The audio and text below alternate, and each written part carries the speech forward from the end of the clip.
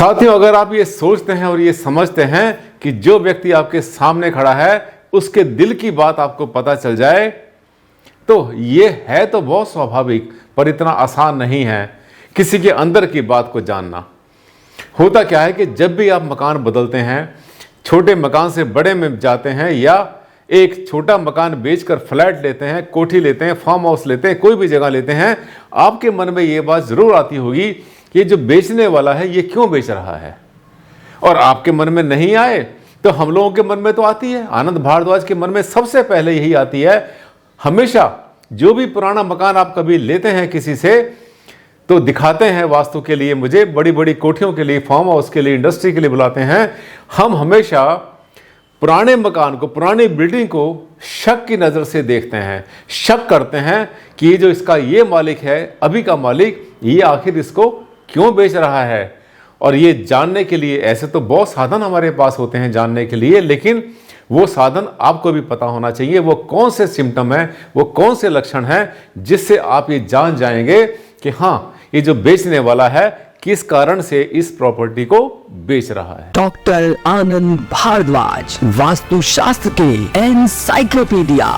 नमस्कार साथियों, बहुत बहुत हार्दिक अभिनंदन, हार्दिक स्वागत आप सबका। आज बहुत गर्म टॉपिक आपको बता रहे हैं, इसलिए क्योंकि ये वो चीज़ है जिसके लिए लोग घूमते रहते हैं, ढूंढते रहते हैं। कभी कोई सियाने को पकड़ता है, तो कभी किसी पंडित जी को पकड़ता है, कोई किसी वास्तु वाले को पकड़ता है, कोई रेखी, कोई किस तरह तरह के साधन को यूज़ किया जाता है ये जानने के लिए कि जो हम बिल्डिंग लेने जा रहे हैं वो बिल्डिंग हमारे लिए कैसी रहेगी, मकान कैसा रहेगा, फैक्ट्री कैसी रहेगी, शोरूम दुकान कैसी रहेगी। ये सारे सवाल मन में आने स्वाभाविक भी हैं, क्योंकि सवाल है जिंदगी का।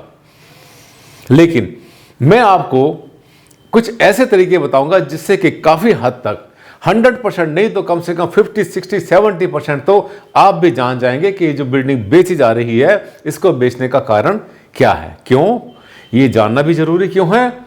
जिस समस्या ने, जिस मुसीबत ने पहले उस मकान को बिकवाया, उस मालिक को उसने कष्ट में डाला, कहीं वो फिर से उसकी पुनरावृत्ति ना हो जाए, कहीं वो फिर से रिपीट ना हो जाए। वो सब की सब घटनाएं जो पहले उस बिल्डिंग में घट चुकी हैं।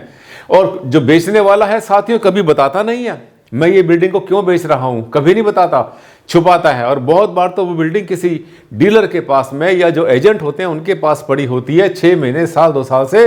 और जब पड़ी होती है तो आपको कुछ नहीं पता कि ये बिल्डिंग क्यों बेची जा रही है। बहुत बार तो हिस्ट्री बाद में पता चलती है कि इसमें ऐसी घटनाएं घट गई और ऐसा ऐसा इस बिल्डिंग ने देखा कि बहुत बुरा समय देखा और उसके बाद इस मालिक ने बेचकर इससे छुटकारा पाया।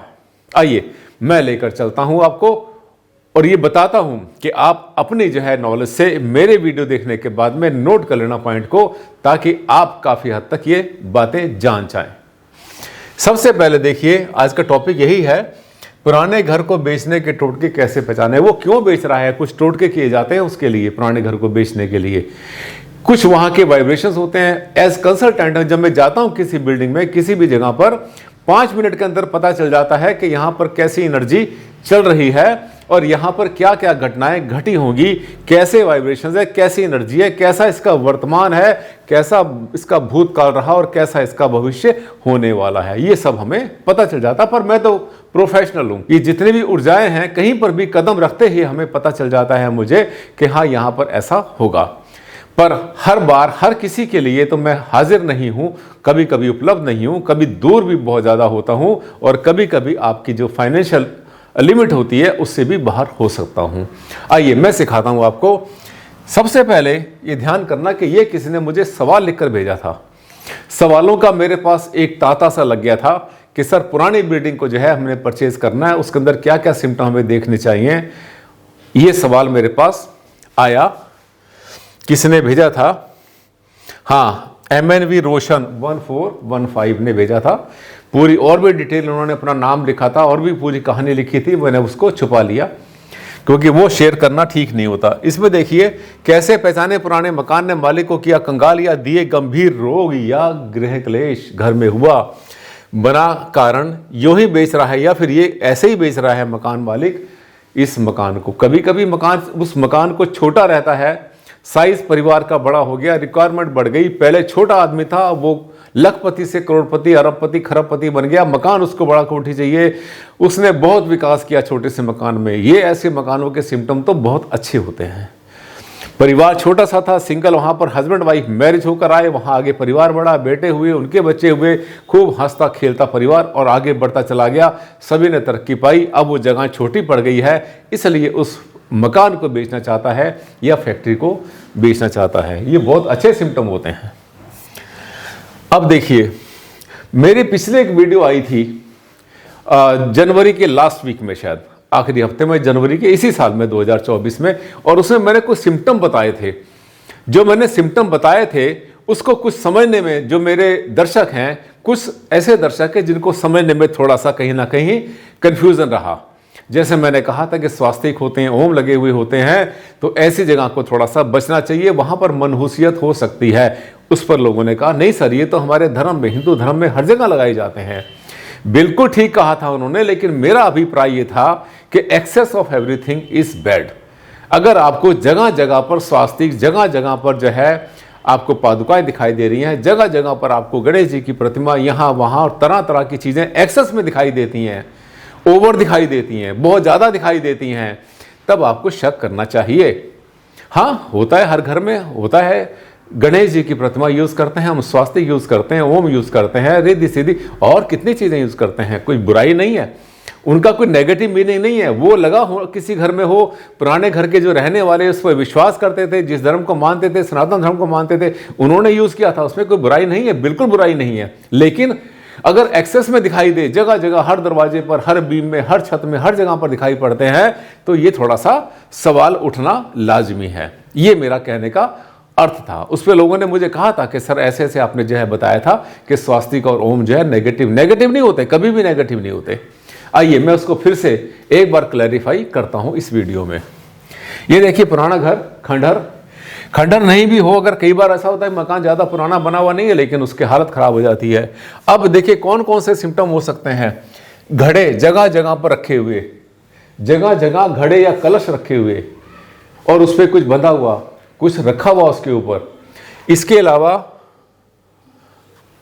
स्वास्तिक बहुत ज़्यादा काले, पीले या लाल कपड़े में बंधी पोटलियां लगी हुई हैं। बहुत बार आपने देखा होगा दरवाजे के ऊपर, छत के अंदर। खास तरीके से आपको बताएं, ऐसे जो टोटके किए जाते हैं बहुत बार कॉर्नर में किए जाते हैं, या तो किसी भी कमरे के कॉर्नर में नीचे किए जाएंगे या फिर छत में किए जाएंगे। दीवारों पर आमतौर पर कम होते हैं। ये आपको मैं इसलिए बता रहा हूँ कि जितने भी बेचने के टोटके होते ना, मैं इसलिए जानता हूँ कि ये सब हम भी कराते हैं, क्योंकि हम कराते हैं तो हमें पता चलता है, हमें पता होता है कि किसी भी मकान के अंदर ये क्या क्या हुआ है। और जब कहीं पर हम जाते हैं और किसी क्लाइंट से कहते हैं कि यहाँ पर तो वास्तु कंसल्टेंट आ चुका है और उसने इसको बेचने के लिए उपाय करवा रखे हैं, तो पूछता है वो, सर आपको कैसे पता चला? तो मेरे मुंह से एक ही लाइन निकलती है कि खत का मजमू भांप लेते हैं लिफाफा देखकर। अब ये देखिए, जहां पर आपको ये ऐसे दिखाई दे, कुछ बांध के रखा हुआ है, कोई कहीं पर कलश रखे हुए दिखाई पड़ते हैं, जगह जगह पर, बहुत जगह बार बार आपको दिखाई पड़ते हैं कि ऐसे सिम्टम है, ऐसे सिंबल लगे हुए हैं, या कहीं पर घड़े पड़े या बाल पड़े हुए हैं। बालों से भी बहुत सारे टोटके किए जाते थे। आपको पता, तांत्रिक क्रियाएं तरह तरह की होती हैं। तो जहां पर आपको ऐसी चीजें दिखाई पड़ती हैं वहां पर थोड़ा सा हमें शक होना लाजमी है। इसके अलावा अगर आपको कहीं पर दिखाई पड़े कुछ लटकी हुई ऐसी पोटली, कोई पोटली लटकी हुई है, कहीं पर किसी चीज में कुछ रखा हुआ है, तो उन चीजों को खोलकर, पोटली को या घड़े को या किसी और चीज को, या कोई पैकेट कहीं रखा हुआ है बनाकर, उनको खोलकर नहीं देखना चाहिए। किसी ने क्या रखा हुआ है, क्यों रखा हुआ है, वो छोड़ो, उसको मत देखा करो, कभी मत देखना उसको, कभी इन चीजों को छेड़ना नहीं चाहिए। हर किसी ने अपने अपने तरीके से रखा हुआ होता है। हाँ, अगर आप मकान ले लेंगे तो उसके बाद इसको फिर किसी से सफाई कराएंगे, उसकी शुद्धियां होती हैं, वो बताते हैं, तरीके बताते हैं। हम नेगेटिव हाउस को भी पॉजिटिव बना सकते हैं, ये शायद आपको पता नहीं है। हमने पहले बहुत वीडियो बनाई थी और आगे भी बनाते रहेंगे, आपको बताएंगे कोई भी अगर हाउस कितना भी नेगेटिव क्यों ना हो, बुरे से बुरा, बिगड़ा हुआ केस। साथियों एक बात बताऊं मैं, जो बिगड़े केस होते हैं ना, जो डिफिकल्ट केस होते हैं, जो क्रिटिकल केस होते हैं, वो ज़्यादातर मेरे पास आते हैं कि भारद्वाज जी इसमें हम जो है फंस गए हैं। एक वास्तु वाले को बुलाया, दूसरे को बुलाया, 4 को बुलाया, कुछ भी समाधान नहीं मिल रहा है, कोई कुछ बता ही नहीं रहा। हर किसी की बात अपनी अपनी अलग, अपनी अपनी ढबली, अपना अपना राग। आप आएंगे गुरुजी और आप आकर के इसका फैसला करेंगे, तो मैं जाता हूँ अपने सब जितना मेरा साजो सामान है सब अपने साथ में इंस्ट्रूमेंट्स लेके जाता हूँ, मैं सब चेक करता हूँ हर चीज़ को और बताता हूँ 100% एक्यूरेट इंफॉर्मेशन। ये देखिए फिटकरी हो सकती है लटकी हुई, नमक रखा हो जाएगा, जहर मुरा एक होता है, केमिकल होता है, छोटा सा हार्ड होता है केमिकल, जैसे सल्फर होती है वैसा कुछ होता है, वो भी उसको भी प्रयोग किया जाता है बहुत से ऐसे टोटकों के लिए। इसके अलावा दीवार पर अजीब सी आकृतियां होती हैं, तरह तरह की आकृति बना रखी हो किसी ने, या एंट्रेंस पर दीवारों पर कोई काला या कोयले से यंत्र बना हो। कोयले से भी यंत्र बनता है, एक मकान को बेचने का यंत्र होता है एक, वो आमतौर पर दीवारों पर घर के एंट्रेंस के पास बनाया जाता है, कोयले से बनाया जाता है और इसके अलावा हल्दी से भी बनाते हैं, तो उसको पहचानना। उसके अलावा घुंघरू का एक एक्सपेरिमेंट होता है, घुंघरू का एक प्रयोग होता है कि जो बिल्कुल कोना होता है घर का, जो भी साउथ ईस्ट का कोना होता है वहां पर जाए घुंघरू लटका दिया करते हैं, मकान को बेचना होता है। तो पर ये चीजें ऐसी होती हैं जो कि आराम से प्रत्यक्ष दिखाई पड़ती हैं, अगर आप ध्यान से देखें। अगर आप ऐसे ही घूम रहे हैं तो इनको पहचान नहीं पाएंगे आप, लेकिन अगर आपका ध्यान इस पर है कि आपने वो चीज़ें ट्रेस करनी है कि वो किस लिए यहाँ से मकान मालिक बेच के जा रहा है, तो आपका ध्यान वहाँ जा सकता है। और एज ए कंसल्टेंट हम तो हर वो चीज़ आराम से ट्रेस कर लेते हैं, पकड़ लेते हैं। मैं तो एकदम से पकड़ लेता हूँ क्या क्या चीज़ कहाँ पर है, कैसे है, एकदम से पता चल जाता है कि इस मकान का ऐसा टाइम रहा है। अच्छे मकान को लेने में कोई बुराई नहीं होती।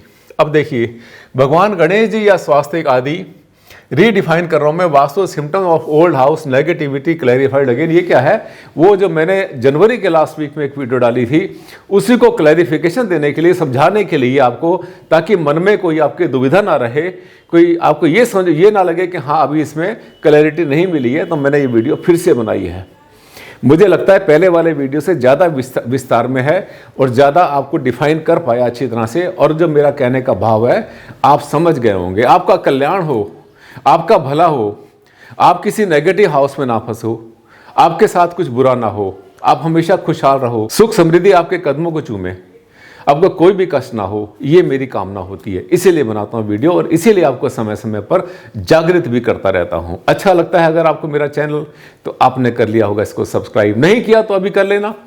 देर बेटर लेट देन एवर, कभी नहीं करने से अच्छा तो आज कर लेना है। अगले वीडियो में फिर आपसे मुलाकात करता हूं जल्द एक नए टॉपिक पर, तब तक के लिए दें मुझे इजाजत। नमस्कार।